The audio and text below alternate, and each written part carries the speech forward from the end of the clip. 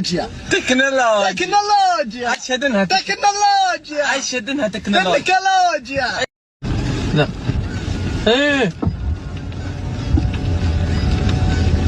Tecnologia. Tecnoloji. નમસ્કાર મિત્રો, આજે આપણે ઊભા છીએ ઈડરના રેલવે સ્ટેશનના અંડરબ્રિજમાં.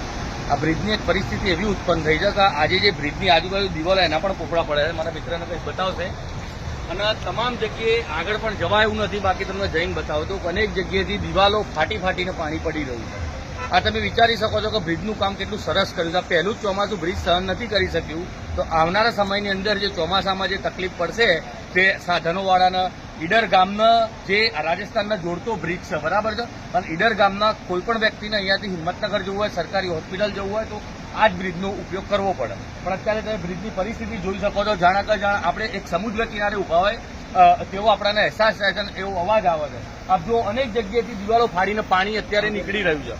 તો તંત્રને વિનંતી કે આ જે પણ લોકો જેને બ્રિજ બનાવ્યો છે એમના તાત્કાલિક આ બાબતે ધ્યાન દોરવામાં આવે અને આ બ્રિજનું ફરીથી સમારકામ કરવામાં આવે. આભાર.